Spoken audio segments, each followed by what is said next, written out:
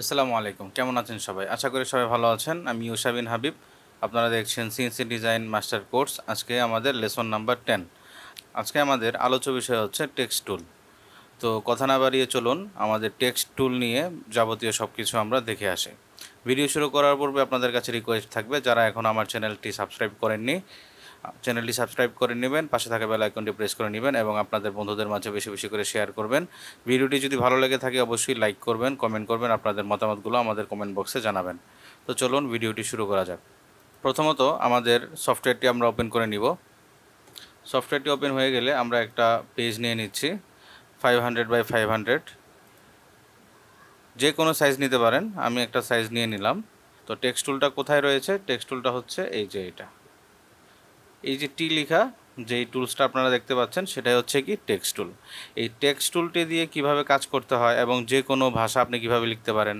যে কোনো ভাষা বলতে আমি মেন করতেছি দুইটি ভাষা, একটি হচ্ছে ইংলিশ আর একটি হচ্ছে বাংলা। আপাতত আমরা এই দুইটা দেখব, দেন আরও যদি কোনো ভাষা আমাদের দরকার পড়ে সেটা আমরা পরবর্তী কোনো ভিডিওতে আলোচনা করব। আচ্ছা, তো চলুন কথা না বাড়িয়ে শুরু করে দিই। প্রথমত আমাদের যেটা করতে হবে, এখান থেকে আমাদের টেক্সট টুলটি সিলেক্ট করে নিতে হবে। টেক্সট টুলটি সিলেক্ট করা হয়ে গেলে আমরা সর্বপ্রথম যেটা করব, এখান থেকে আমাদের একটা ফন্ট চুজ করে নিতে হবে। অবশ্যই সিএনসিতে কাজ করার জন্য আমাদের যে ফন্টগুলো চুজ করব সেটা যাতে একটু বোল্ড আকারের হয়। যেমন এরিয়াল ব্ল্যাক, এটা একটা বোল্ড ফন্ট, ঠিক আছে। দেন আমাদের এরকম বোল্ড যে ফন্টগুলো আছে সেগুলো আমরা চেষ্টা করব ইউজ করার জন্য। চিকন ফন্টগুলো খুব একটা বেশি ভালো আসবে না। আমার একটা খুব পছন্দের একটা ফন্ট রয়েছে, সেটা হচ্ছে ইম্প্যাক্ট ফন্টটা খুব ইংলিশের জন্য খুব ভালো ফোটে। আপনারা চাইলে এই ফন্টটা আপনারা হচ্ছে একবার ইউজ করে দেখতে পারেন। এটা খুবই সুন্দর একটা ফন্ট এবং ফ্রি ফন্ট। এটা আপনার মাইক্রোসফট উইন্ডোজের সাথে ডিফল্টভাবে ইনস্টল থাকে, আপনাদের এটা আলাদাভাবে ইনস্টল করা দরকার পড়বে না। তো চলুন দেখি। তো এখানে দেখুন, আমি টেক্সট টুলটা নেওয়ার পর প্রথমত আমরা ইম্প্যাক্ট যেই আমার ফন্টটা রয়েছে সেটা আমি সিলেক্ট করে দিয়েছি। দেন আমাদের এখানে স্ক্রিপ্টের মধ্যে ওয়েস্টার্ন রয়েছে, ঠিক আছে। এটা আপাতত ওয়েস্টার্নই থাকুক, এখানে আমরা আপাতত চেঞ্জ করতেছি না। দেন আমাদের যেটা করতে হবে, সাইজ নিতে হবে। সাইজটা আমি এখানে 12 লেখা আছে, আমরা এটাকে বড় করে নিব। 12 খুব ছোটোভাবে আসবে এবং এখানে এটার যেই ইউনিট রয়েছে সেটা পয়েন্টে রয়েছে, আপাতত এটা পয়েন্টেই থাকুক। এখানে আমরা হচ্ছে গিয়ে সাইজটা আমি 100 করে দিচ্ছি। 100 করে আমরা এখানে একটা ক্লিক করব। তো ক্লিক করলে আমরা এখানে একটা লাইন দেখতে পাবো, সেই লাইনটাই হচ্ছে কি আমাদের লেখার যে স্পেসটা সেটা এখান থেকে শুরু করবে। তো আমি এখানে লিখতেছি, ধরুন আমি এখানে লিখলাম ওয়েলকাম, ঠিক আছে। ওয়েলকাম এখানে আমি লিখলাম। এখন আমি চাইলে এটাকে বড় হাতের লিখতে পারি। বড় হাতের লেখার জন্য আমাদের শিফট প্রেস করে যদি আমি ওয়েলকাম লিখি তাহলেও কিন্তু এটা বড় হাতের হয়ে যাবে। অথবা আমি যদি এখান থেকে ক্যাপস লকটা, আমাদের কিবোর্ড থেকে যদি আমি ক্যাপস লকটা অন করে রাখি, দেন যদি আমি এখান থেকে লিখি ওয়েলকাম। এখন ক্যাপস লক বলতে অনেকে হয়তো বুঝবেন না যারা কম্পিউটারে নতুন, আমি বলে দিচ্ছি। ক্যাপস লক হচ্ছে শিফটের উপর একটা বাটন রয়েছে, লেখা থাকবে দেখবেন ক্যাপস লক আকারে, এবং আপনার কিবোর্ডের মধ্যে ডান সাইডে একটা উপরের দিকে একটা লাইটও অন হবে। যদি ক্যাপস লকটা অন থাকে তাহলে কি হবে, আপনাদের যে প্রত্যেকটা লেখা থাকবে সেই লেখাগুলো কিন্তু বড় হাতের হবে। আর যদি ক্যাপস লকটা অফ থাকে তাহলে সবগুলো ছোট হাতের হবে। আপনি যদি কোনো একটা ওয়ার্ডের প্রথম অক্ষর যদি আপনি বড় হাতে দিতে চান, সেই ক্ষেত্রে শিফট ধরে যদি আপনি ওই অক্ষরটা প্রেস করেন তাহলে কিন্তু সেটা বড় হাতের আসবে, এবং শিফট ছেড়ে দিয়ে বাকিগুলো যদি আমি লিখি তাহলে সেগুলো কি হবে, ছোট হাতের।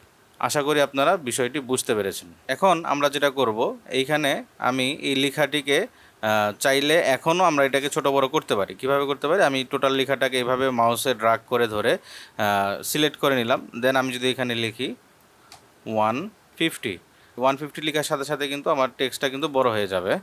200 যদি লিখি তাহলে কিন্তু 200 লেখার সাথে সাথে কিন্তু আমাদের ফন্টের সাইজটা কিন্তু বড় হয়ে গিয়েছে। আশা করি বুঝতে পেরেছেন কিভাবে আমরা লেখার পরও ফন্টের সাইজ ছোট বড় করতে পারি। আচ্ছা, তারপরে এখানে যেটা দেখতে পাচ্ছেন এখানে আছে হচ্ছে কি ট্রান্সফর্মটা যদি আমরা দেখাই, ট্রান্সফর্মটা দেখতে হলে আমাদের এখানে টোটাল যে লেখাটা আছে, লেখাটাকে আমাদের একবার হচ্ছে সিলেক্ট করে নিতে হবে এভাবে। দেন আমরা যদি এখানে ট্রান্সফর্ম থেকে যদি আমি এখানে একটা অ্যামাউন্ট দিই, এখানে লেখা আছে দেখবেন যে রিসাইজ, পাশে লেখা আছে পার্সেন্টেজ, তারপর লেখা আছে এক্সটা হচ্ছে আমাদের প্রস্থে, সে মিন করতেছে যে প্রস্থে আমি এটাকে কোনো রিসাইজ করতে চাচ্ছি কিনা। এখন এটা রিসাইজের অ্যামাউন্ট কি হবে, 1 থেকে 100-এর মধ্যে।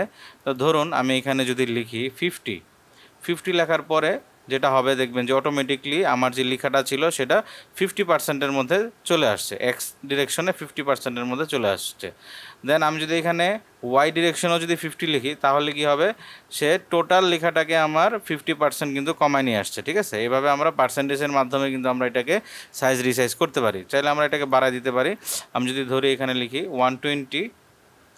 120 লিখলে সে 120% কিন্তু সে এখানে বড় হয়ে যাবে, বুঝতে পারছি। আর যদি আমি 100-এর মধ্যে রাখি তাহলে হচ্ছে আমাদের যে মেইন যে সাইজটা আছে সেটার মধ্যে কিন্তু সে কাজ করবে। আর যদি আমি 100 ওভার করি তাহলে কি হবে, মেইন সাইজ থেকে সে হচ্ছে ওভার সাইজের মধ্যে চলে যাবে। আমি যদি এখানে 200 দিই তাহলে কিন্তু এটা সে 200 সাইজ পর্যন্ত সে ম্যাক্সিমাম সাইজ নিয়ে নেবে, মানে সেটা ওভার সাইজ হয়ে যাবে। আর যদি আমি 100-এর মধ্যে কোনো একটা অ্যামাউন্ট রাখি তাহলে কিন্তু সে তার যে নিজস্ব যে সাইজ আছে তার মধ্যে থাকবে।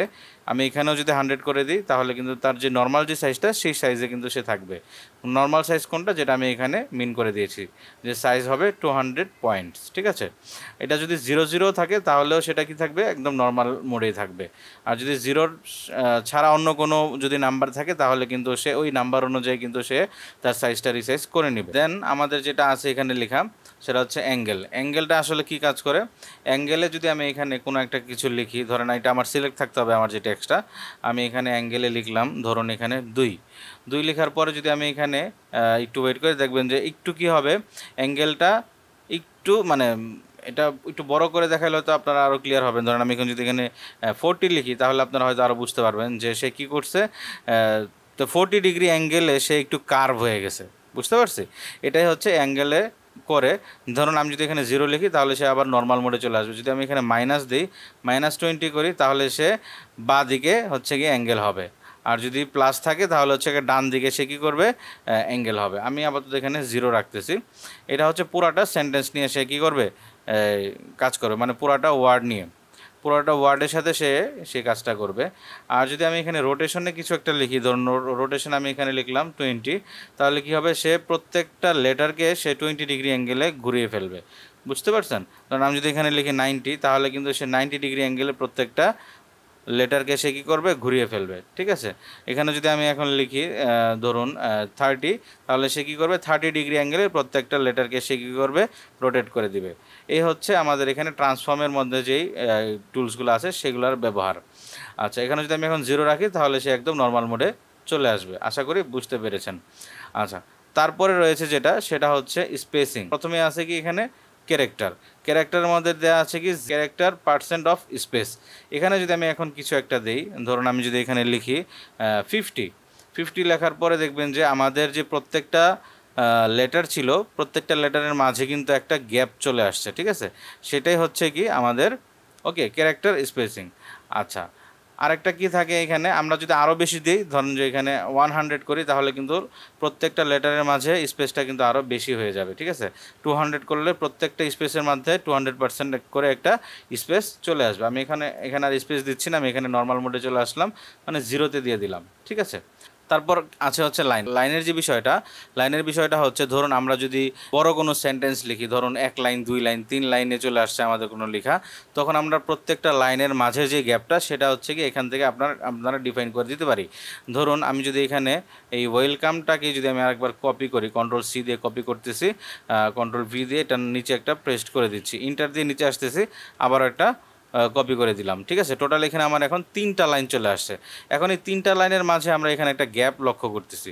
এই গ্যাপগুলো মেনটেন করা হচ্ছে কি এই লাইনের যে নাম্বার আছে সেটা দিয়ে। ধরুন আমি এখানে যদি সবগুলো সিলেক্ট করি, দেন যদি আমি এইখানে বাড়াইতে থাকি, ধরুন আমরা এখানে বাড়াচ্ছি, ধরুন এখানে 30-40 এরকম করে বাড়তেছে, এখানে প্রায় 67 চলে আসছে। 67 মিলিমিটার এখানে কি হয়েছে, গ্যাপ চলে আসছে। আমি যদি আবার এখান থেকে কমাই দিই, ধরেন এখানে কমানোর সাথে সাথে কিন্তু এগুলো আস্তে আস্তে কমে আসবে। আমি এটা কিন্তু মাইনাসেও নিয়ে যেতে পারি। ধরুন আমি যদি এখানে কমায়া, ধরুন এখানে আমি ধরে রাখলে কিন্তু এটা আস্তে আস্তে মাইনাসের দিকে চলে যাবে। তাহলে কি হবে, আস্তে আস্তে প্রত্যেকটা লাইনের যে গ্যাপ ছিল, লাইন হাইট কিন্তু এখানে কমতে থাকবে। এইভাবে যদি আমি ধরে রাখি তাহলে আস্তে আস্তে কিন্তু আরও অনেক কমে যাবে। একটা লেখার উপর আরেকটা লেখা কিন্তু আস্তে আস্তে উপরে উঠে আসবে। ঠিক আছে, আশা করি বুঝতে পেরেছেন এখানে স্পেসিংয়ের, ক্যারেক্টারের যে বিষয়টা এবং লাইন হাইটের যে বিষয়টা। ঠিক আছে, এটাকে আমি এখন আপাতত 0-তে রাখতেছি। 0-তে রাখলে যেটা হবে আমাদের হচ্ছে এটা একদম নর্মাল মোডে যা থাকে তাই চলে আসবে। ঠিক আছে, আমি এখানে আবার ওইটাকে 0 করে দিতেছি। তখন উপরের লাইনটা হয়েছিল কারণ আমার লাইনটা সিলেক্ট ছিল না, যার দরুন আমার শুধু উপরের লাইনটাই 0 হয়েছিল। যাক, এখন আমাদের সবটাই হয়ে গিয়েছে, আশা করি বুঝতে পেরেছেন। তো এই ছিল হচ্ছে গিয়ে মূলত এখানে টেক্সট টুলের যে ব্যবহারটা। আশা করি আপনাদের এই বিষয় নিয়ে আর কোনো কনফিউশন থাকবে না।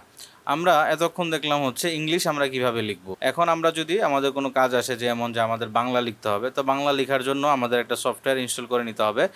খুবই ছোট্ট একটা সফটওয়্যার, আমরা অনেকেই এটা ব্যবহার করে থাকি, সেটার নাম হচ্ছে অব্র কিবোর্ড, যেটা আমরা মোবাইলও অ্যান্ড্রয়েড মোবাইলেও আমরা হচ্ছে গিয়ে সেটার ব্যবহার করে থাকি। খুবই সুন্দর একটা সফটওয়্যার, আমরা চাইলে এটা কিন্তু ইনস্টল করে নিতে পারি আমাদের কম্পিউটারে যদি আমরা বাংলা লিখতে চাই। ঠিক আছে, কোন থেকে পাবেন আমি দেখাই দিচ্ছি। আপনারা হচ্ছে এখান থেকে গুগল ক্রোমে ঢুকে যদি আপনি এখানে লিখেন অব্র কিবোর্ড এভাবে, তাহলে কিন্তু এখানে একটা ওয়েবসাইট পেয়ে যাবেন অব্র কিবোর্ড নামে। এই প্রথম যে ওয়েবসাইটটা পাবেন সেটাতে চলে যাবেন। চলে যাওয়ার পরে এখানে ডাউনলোড অব্র কিবোর্ড, এখানে একটা ক্লিক করবেন। ক্লিক করার পর হচ্ছে গিয়ে এখানে অব্র কিবোর্ড ডাউনলোড আবারও একটা লেখা আসবে, এখানে যদি ক্লিক করেন তাহলে কিন্তু আপনাদের এখানে ডাউনলোড করার জন্য একটা পেজ চলে আসবে। যেহেতু আমার এখানে অলরেডি ইনস্টল করা আছে তাই আমি ইনস্টল করতেছি না, আমি দেখাই দিচ্ছি কিভাবে বাংলা লিখতে হয়। আমার এই কম্পিউটারে অব্র অলরেডি ইনস্টল রয়েছে। আমি এখানে এটা কোথায় পাবো, ধরুন আমি এখানে যদি ক্লিক করি তাহলে এখানে আমার অব্রটা এখানে কিন্তু রান করা আছে। ঠিক আছে, আমি এটাকে ডাবল ক্লিক করি তাহলে কিন্তু এটার উপরে চলে আসবে। আপনারাও যখন এটাকে ইনস্টল করবেন তখন এখানে এইভাবে কিন্তু উপরে চলে আসবে। ঠিক আছে, এখন ইংলিশ লেখা আছে, যখন এটাকে আমি এখানে একটা ক্লিক করব, অথবা আপনি চাইলে আপনার হচ্ছে কিবোর্ড থেকে যদি F12 প্রেস করেন তাহলে কিন্তু এটা চেঞ্জ হবে, বাংলা চলে আসবে। বাংলা থেকে ইংলিশ, ইংলিশ থেকে বাংলা কিন্তু আপনারা চাইলে F12 এর মাধ্যমে চেঞ্জ করতে পারেন। অবশ্য আমি এখানে সেট করে রেখেছি হচ্ছে কি কন্ট্রোল স্পেস। ঠিক আছে, সেটা কিভাবে সেট করা লাগে, এখানে গিয়ার আইকন যেটা আছে এটা টুল, এখানে গিয়ে অপশনে যাবেন। অপশনে যাওয়ার পর যেটা করতে হবে আপনার সেটা হচ্ছে গিয়ে এখানে গ্লোবাল হট কিতে গিয়ে যদি আপনি এখান থেকে চেঞ্জ করে দেন যে কিবোর্ড মোড সুইচিং কি, মানে হচ্ছে গিয়ে ইংলিশ থেকে বাংলা, বাংলা থেকে ইংলিশ আপনারা কীভাবে সুইচ করবেন সেটা যদি আপনি এখান থেকে কন্ট্রোল স্পেস দিয়ে রাখেন তাহলে কিন্তু আপনারা চাইলে খুব সুন্দরভাবে কন্ট্রোল ধরে যদি স্পেস প্রেস করেন তাহলে কিন্তু অটোমেটিকলি বাংলা থেকে ইংলিশ, ইংলিশ থেকে বাংলা আপনি করতে পারবেন। চাইলে আপনি যেই কোনো কি এখানে সিলেক্ট করতে পারেন, এটা ডিফল্টভাবে কিন্তু F12 থাকে, আপনারা চাইলে F12ও রাখতে পারেন, কোনো সমস্যা নেই তাতে। আমার কাছে স্বাচ্ছন্দ্য বোধ হয় হচ্ছে কি কন্ট্রোল স্পেস, তাই আমি এখানে কন্ট্রোল স্পেস দিয়ে রেখেছি। এখন আমি এখানে লিখব খুব সুন্দরভাবে যেভাবে আমরা আমাদের অ্যান্ড্রয়েড ফোনে লিখি, ধরুন AMAR আমার যদি আমি দিই তাহলে এখানে আমার চলে আসে, যেমন আমার যদি আমি লিখি তাহলে কিন্তু আমার এখানে আমার চলে আসছে। এখানে দেখুন বক্স আকারে চলে আসছে, এটা ভয় পাওয়ার কিছু নাই যে বক্স আকারে কেন আসলে, আমার তো এখানে বাংলা আসতেছে না। তাইলে আমার যেটা করতে হবে, দেখুন আমার এখানে কিন্তু আমি ইমপ্যাক্ট যে আমার ফন্টটা রয়েছে সেটাই কিন্তু রয়েছে, আমি এখানে বাংলা কোনো ফন্ট সিলেক্ট করে দেই নাই, যার কারণে এরকম বক্স আকারে চলে আসতেছে। তো আমাদের যেটা করতে হবে এখান থেকে সবগুলা লেখাকে এভাবে সিলেক্ট করব, দেন আমরা এখান থেকে ইমপ্যাক্ট থেকে আমাদের বাংলা যে কোনো একটা ফন্ট আমি এখান থেকে সিলেক্ট করে দেবো। আমি যদি নিচে আসি, আমার কিছু বাংলা ফন্ট এখানে কি বলে ইনস্টল করা রয়েছে, যেমন এখানে সিয়াম রূপালী নামে আছে, দেখুন এখন কিন্তু এটা আমার হয়ে গিয়েছে, বক্স আকারে আর নেই। চাইলে আপনারা এখান থেকে অসংখ্য বাংলা ফন্ট আপনাদের হচ্ছে গিয়ে ওয়েবসাইট থেকে নামিয়ে আপনি যে কোনো বাংলা ফন্ট কিন্তু আপনি ইউজ করতে পারেন। আর অনেক সুন্দর সুন্দর বাংলা ফন্ট আছে, লিপিঘর নামে একটা ওয়েবসাইট রয়েছে, ওয়েবসাইট যদি আপনি ভিজিট করেন তাহলে কিন্তু আপনি অনেক সুন্দর সুন্দর বাংলা ফন্ট ফ্রিতে আপনি পেয়ে যাবেন। এখানে যেমন আমার এখানে একটা রয়েছে LI নীলাদ্রি রংতুলি ইউনিকোড, এটা যদি আমি ক্লিক করি তাহলে দেখবেন খুব সুন্দরভাবে কিন্তু আমার এখানে এই আমার লেখাটা খুব সুন্দরভাবে কিন্তু পরিবর্তন হয়ে গিয়েছে। আশা করি আপনারা বুঝতে পেরেছেন। এখন আমি এখানে চাইলে কিন্তু আমি যে কোনো কিছু লিখতে পারি, ধরুন এখানে আমি লিখতেছি আমার নাম ইউষা। ঠিক আছে, তো আপনি চাইলে এখানে কিন্তু যে কোনো লেখাই কিন্তু আপনি চাইলে লিখতে পারেন। ঠিক আছে, খুব সুন্দরভাবে কিন্তু সেই লেখাটা এখানে চলে আসবে। আরেকটা বিষয় হচ্ছে যে আপনারা এখানে লেখার পরেও কিন্তু চাইলে হচ্ছে গিয়ে এটার সাইজ ছোট বড় করতে পারেন। এক তো আছে হচ্ছে এখানে আবার ডিরেক্ট চলে যেতে পারেন, অথবা আপনি যদি ট্রান্সফর্ম ভেক্টরের মাধ্যমে করতে চান তাহলেও কিন্তু করতে পারেন। আমি যদি এখন এখানে শিফট এবং অল্টার ধরে যদি ছোট করি তাহলে কিন্তু এটা ছোট বড় হয়ে যাবে, আমরা চাইলে যে কোনো সাইজের কিন্তু নিয়ে আসতে পারবো। আশা করি বুঝতে পেরেছেন যে কিভাবে আমরা আর্টক্যামের মধ্যে টেক্সট টুলটি ব্যবহার করব, ইংলিশ এর পাশাপাশি বাংলা দুইটাই আমি আপনাদেরকে দেখিয়ে দিয়েছি। আপনাদের যদি কোনো বুঝতে সমস্যা হয় অবশ্যই আমাকে কমেন্ট বক্সে জানাবেন, আমি চেষ্টা করব সেই সমস্যাগুলোকে আবার সংশোধন করে দেওয়ার জন্য। তো ধন্যবাদ, আজকের ভিডিও এই পর্যন্তই। যাওয়ার পূর্বে আবারও বলবো, যারা আমার চ্যানেলটি এখনও সাবস্ক্রাইব করেননি অবশ্যই সাবস্ক্রাইব করে নেবেন, পাশে থাকা বেল আইকনটি প্রেস করবেন। ভিডিওটি যদি আপনাদের ভালো লেগে থাকে অবশ্যই লাইক করবেন এবং কমেন্ট বক্সে আপনাদের মতামতগুলো শেয়ার করবেন। আজকে এই পর্যন্তই, আসসালামু আলাইকুম।